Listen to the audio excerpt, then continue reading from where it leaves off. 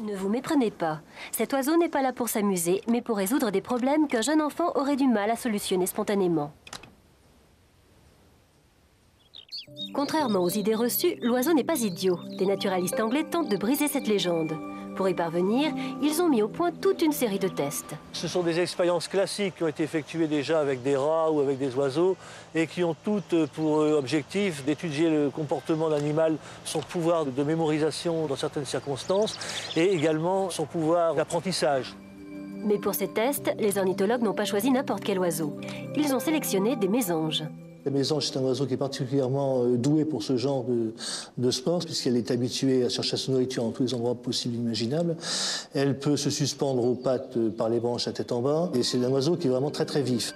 Premier test donc, celui de la ficelle. Plusieurs cordes, mais une seule a une noix à son extrémité. Cette épreuve permet de mesurer l'agilité de l'oiseau qui doit saisir la bonne ficelle, la remonter pour déguster le fruit.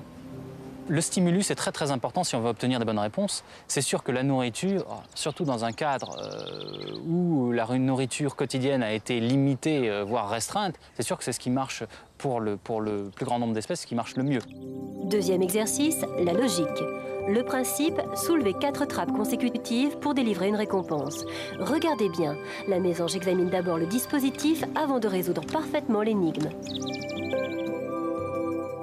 Pour un oiseau, c'est vrai que c'est assez étonnant ce qu'on a pu voir parce que ces expériences, ces petites manipulations sont mises en œuvre sur des espèces très variées et si on prend l'évolution animale, eh bien, on peut dire que plus on tend vers des espèces évoluées, avec au sommet les primates et l'homme, plus on a des réponses qui sont précises et des taux d'exécution qui sont rapides. Nouvelle épreuve, celle des couleurs. L'idée est simple, derrière quelle couleur se cache la nourriture? Une fois repérée, la mésange n'hésite plus et se précipite systématiquement sur le bleu.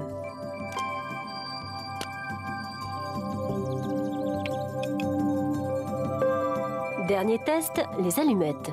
Objectif, enlever des bâtonnets, faire contrepoids sur une trappe, avant de soulever dans un ordre bien précis des allumettes. La noix sera alors consommée après un dernier petit effort.